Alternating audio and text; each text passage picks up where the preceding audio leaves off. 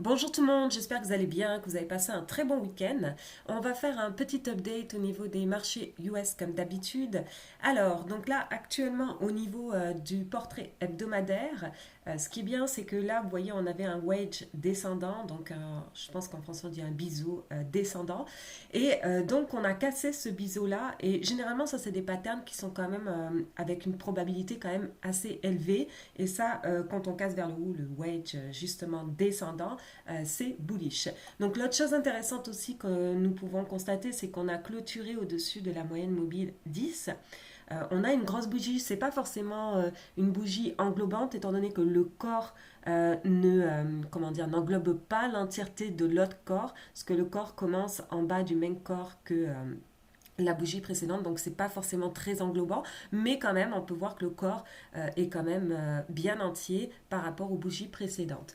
Alors là, actuellement, ici au niveau du RSI, on a le retracement vers 50. Alors si vraiment on est dans une tendance baissière très long terme, le retracement vers le 50 serait normal et ensuite on continuerait donc de rebaisser. Donc c'est là où ça va se déterminer maintenant.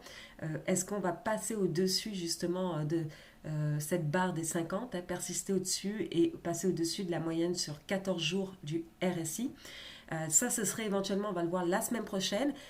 Donc pour l'instant, oui, on a, comment dire, une structure euh, bullish, mais on n'a pas de confirmation encore vraiment de tendance, puisque ici, donc là, vous pouvez constater, on a des plus bas, et celui-là, on n'a pas réussi à faire un plus bas, donc là, il peut avoir un point de pivot. Cependant, on a fait un plus haut que le plus haut que le dernier plus haut ici. Donc là, on a un début, mais il nous en faudrait au moins un deuxième et un deuxième plus bas pour confirmer la nouvelle tendance, au moins à court terme, moyen terme. Donc là, je vois plus potentiellement donc le retracement vers ici, hein, vers les 4580 approximativement. Et ensuite, j'aimerais ça que la structure se confirme en faisant donc un nouveau plus haut, comment dire, se confirme après avoir fait un nouveau point bas. Donc voilà, donc là pour l'instant, on est peut-être dans une structure pour l'instant bullish à court terme, mais on n'a pas forcément encore de confirmation à moyen terme.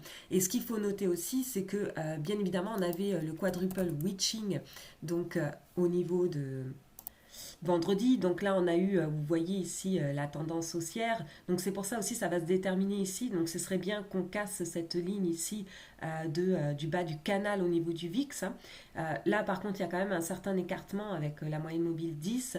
Donc c'est pour ça que là, vraiment, à très court terme, on peut avoir une stabilisation avant vraiment de casser cette trendline ici. Donc, tout n'est pas encore confirmé pour la nouvelle tendance, sachant qu'en plus, vendredi, on a eu une grosse clôture de plusieurs contrats, hein, que ce soit des contrats futurs, options, c'était vraiment une grosse date.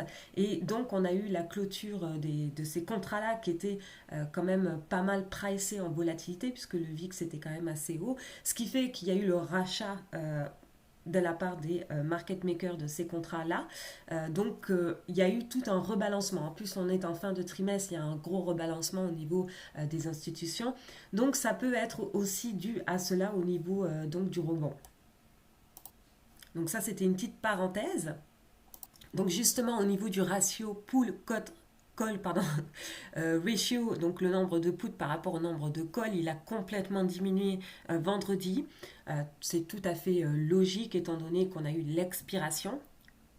D'ailleurs, justement, on peut voir l'excès par rapport les clôtures au niveau des contrats, l'excès parce qu'on vient de toucher la bande inférieure Bollinger. Donc c'est pour ça que là, à partir du très court terme, on n'a pas forcément encore comment dire, de confirmation de la tendance. C'est plus une clôture de contrat. Donc moi, j'attends plusieurs éléments pour vraiment reconfirmer la tendance. Donc comme je dis, de toute manière, je suis déjà en position aussi, j'ai une partie de mon exposition. Cependant, je ne suis pas pleinement investie, puisqu'actuellement, c'est quand même assez fragile. Alors, au niveau macro, alors justement, je voulais vous montrer un petit peu des éléments de ce document de EPB Macro Research. Donc ça, c'est quelque chose auquel je souscris tous les mois. Donc là, on peut le voir que effectivement, l'économie continue de décliner, donc en fait de comment dire, de ralentissement de la croissance économique. L'inflation qui est de plus en plus haute va vraiment abîmer, affecter vraiment les revenus et pousser l'économie plus près des conditions d'une récession. L'autre aussi, c'est que là, actuellement, un choc durant tout ce qui est un tournant cyclique vers le haut, c'est comment dire, une opportunité d'achat. Cependant, là, comme on est dans l'autre côté, c'est-à-dire qu'on a plus un ralentissement de la croissance économique, ben, en fait, à chaque choc peut créer un risque de récession. On s'approche de plus en plus des risques de récession. Donc voilà. Donc là, pour l'instant, on n'a pas tous les éléments qui nous font dire qu'on est vraiment très proche d'une récession. Cependant, il y a certains éléments dont, par exemple, je vais le montrer. Donc ça, c'est l'indicateur coïncident index. Donc ça rassemble plusieurs éléments. Ça rassemble des éléments par rapport à l'emploi, par rapport à la consommation, par rapport donc à la aux ventes et à la productivité. Et donc là, on peut voir que justement, on a un déclin. C'est pour ça que depuis pratiquement maintenant presque un an, il y a un ralentissement. Il y a toujours de la croissance, mais il y a un ralentissement, comme vous pouvez constater, de la croissance. Donc si ce taux-là se rapproche de plus en plus de zéro, ça peut être assez fragile sur les marchés, donc puisqu'on se rapprocherait des éléments justement qui font en sorte à ce qu'on se rapproche d'un risque de récession plus élevé. Donc généralement, quels sont ces éléments-là? C'est justement quand la croissance économique est en plein ralentissement, lorsque nous avons cet indice-là qui est proche de zéro, et lorsque nous avons un des quatre facteurs justement de cet indice-là qui est négatif. Donc là, pour l'instant, la seule chose que nous avons juste le ralentissement de la croissance qui est décrite ici, mais on n'a pas les deux autres éléments ici. Donc on sent que l'économie est quand même fragilisée, mais on n'est pas encore très très proche de la récession. Alors l'autre élément, l'autre indicateur qui est justement généralement un indicateur avancé au niveau des risques de récession qui peuvent suivre justement le warning lorsqu'il est déclaré. Là par exemple, vous voyez ici, c'est la ligne des zéros, c'est pour la courbe des taux entre 10 ans et 2 ans. Donc là, c'est la différence, c'est le 10 ans moins le 2 ans. Et là, on s'approche de la ligne de zéro. Donc généralement, lorsqu'on s'approche de la ligne zéro, ça veut dire que les taux 10 ans sont en train de stabiliser ou rebaisser et les taux 2 ans passent au-dessus des taux 10 ans. Donc on dit dans ces cas que les taux s'inversent. Donc un petit peu ce qui s'est passé, vous voyez, pendant l'été 2019, la courbe des taux s'est inversée. Et lorsqu'elle s'inverse, en fait, elle prédit, mais aussi elle participe justement à la fragilité de l'ensemble des perspectives plutôt macroéconomiques, puisque cela veut dire que les taux d'emprunt à court terme sont beaucoup plus chers pour le secteur privé, donc ça devient plus difficile d'emprunter, et qu'en plus de ça, le taux 10 ans généralement se stabilise ou baisse. Et donc ça donne des perspectives de croissance qui sont quand même faibles, un gros ralentissement.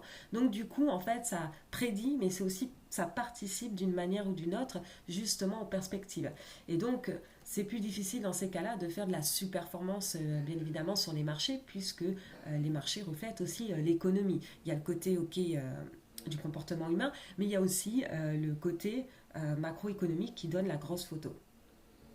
Donc justement, quand on fait un comparatif entre le S&P 500 et donc le taux, je vais enlever la moyenne mobile 10, et le taux 10 ans, la courbe des taux 10 ans, 2 ans, on peut voir justement lorsque la courbe s'inverse, donc ça peut continuer le marché de monter, mais cependant, si vous êtes en position sur du long terme, il faut faire très attention puisque les gains peuvent être raflés assez rapidement. Comme vous pouvez constater ici, les gains qui avaient été faits donc depuis 2016 ont été raflés quand même pendant la chute du Covid. Donc c'est quand même énorme.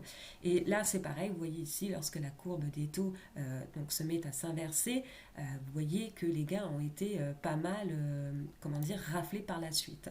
Donc il faut faire quand même très attention. C'est pour ça que je dis que j'ai une partie longue, mais je ne suis pas pleinement investi actuellement puisque les perspectives de croissance sont en baisse et que du coup le marché à un moment donné, sera impacté par ces perspectives-là, à moins que on ait vraiment un élément, un facteur de croissance qui arrive, un nouveau facteur dernière minute, comme par exemple une politique fiscale très accommodante, ou si la Fed réagit et que elle devient finalement plus dovish que hawkish. Hein. Donc hawkish, c'est vraiment, elle devient sévère, agressive dans sa politique, et dovish, elle devient vraiment plus souple et plus accommodante. Donc là, on peut voir justement, lors de cette intervention, même en 2000, ça, on a raflé tous les gains qui se sont faits après. Donc c'est pour ça que mes perspectives actuellement ne sont pas énormes. C'est vrai qu'en début d'année, j'étais beaucoup plus positive parce que la courbe était beaucoup plus haut. La croissance était beaucoup plus loin que la ligne des zéros au niveau des indicateurs. Donc j'avais un peu plus de perspective. Sauf que là, il y a beaucoup d'éléments chocs qui viennent s'ajouter, comme par exemple la guerre en Ukraine. Et donc du coup, les indicateurs s'accélèrent et donc donnent des perspectives beaucoup moins accommodantes. Surtout qu'avec le meeting de la Fed qu'on a eu au mois de mars, elle est vraiment, son ton, sa communication était vraiment agressive dans le sens où elle est hawkish, hein, hawkish, donc elle va pas forcément être très gentille par rapport à sa politique, et elle est hawkish dans un environnement où vraiment on a un ralentissement économique quand même assez important, hein, comme on peut voir là, ici on a un déclin depuis un an, et elle devient très agressive à ce niveau-là. Et en plus de ça, elle veut réduire son bilan aussi. Vous voyez l'augmentation du bilan qui est, vraiment l'injection de l'argent monétaire qui était extrêmement importante pour aider la reprise du marché pendant la crise pandémique. Ben là, en fait, ce bilan-là, elle va le réduire. Et vous voyez, la dernière fois qu'elle a réduit le bilan, vous voyez, ça a conduit vraiment beaucoup de volatilité sur les marchés et qu'on a fini vraiment par avoir un catalyseur vraiment plus grand que les autres. Après, en plus, l'inversion des courbes des taux. Donc là, si on est proche de l'inversion de la courbe des taux qui annonce une faiblesse au niveau de la croissance économique, et en plus de ça, on a la Fed, donc la Fed, c'est-à-dire la Banque centrale des États-Unis, qui devient agressive en réduisant son bilan comme en 2018, ça risque d'être plus difficile sur les marchés à ce niveau-là. Donc c'est pour cela que je dis qu'il faut vraiment être plus vigilant puisque les gains peuvent être vite raflés, des gains qui durent depuis 2 ans par exemple. Donc il faut faire quand même assez attention et ne pas être pleinement investi et garder justement une certaine capacité lorsque les marchés vont pouvoir revenir. Alors je vais juste montrer cela, enfin pas revenir, mais lorsque les marchés offriront vraiment des prix très opportuns avec des perspectives de croissance très avantageuses.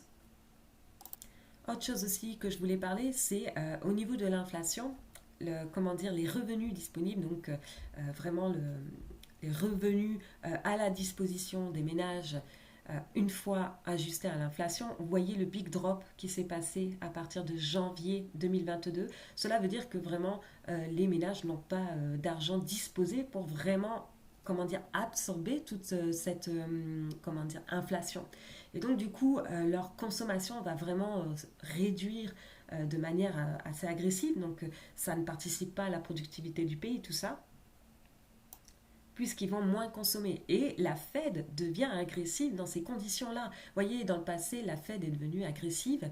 Donc là, vous voyez, elle a augmenté ses taux de manière agressive. Mais on voyait que les revenus disponibles étaient quand même toujours ici et positifs. Mais là, ajusté à l'inflation, on n'a plus de revenus vraiment disponibles pour justement absorber cette inflation-là et dans un environnement agressif de la Fed. Donc il n'y a pas vraiment des grandes conditions favorables à ce niveau-là.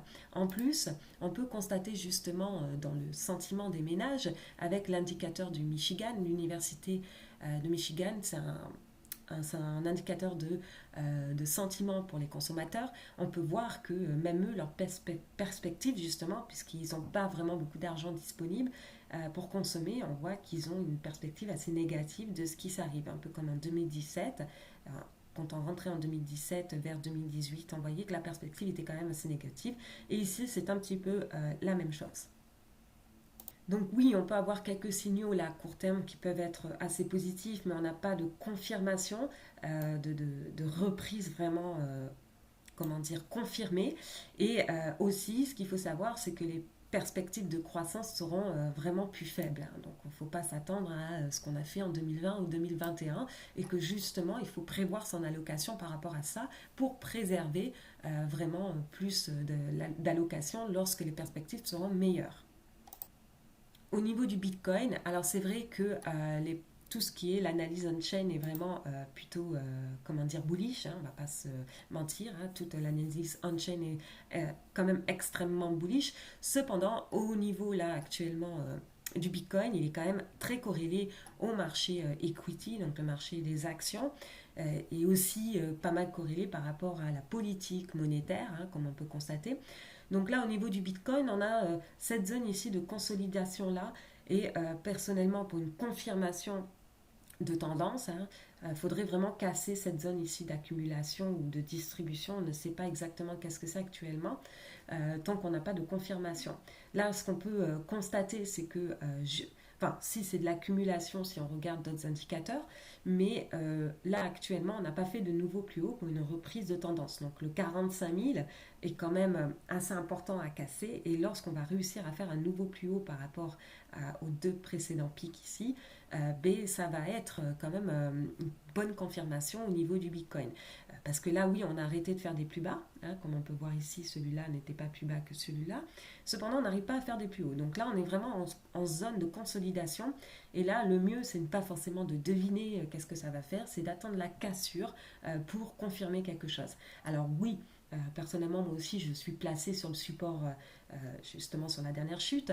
Cependant, actuellement, je n'ai pas de confirmation vraiment de reprise de la tendance. Je prévois 3 entrées comme sur les indices, généralement, mais là, mes entrées ne sont pas encore confirmées pour d'autres entrées. Donc là, c'est pareil, je garde une bonne allocation pour plus de confirmation sur les marchés. Donc voilà, donc c'est tout pour aujourd'hui. Donc si vous avez aimé la vidéo, n'hésitez pas à mettre un pouce et nous on se retrouve une prochaine fois.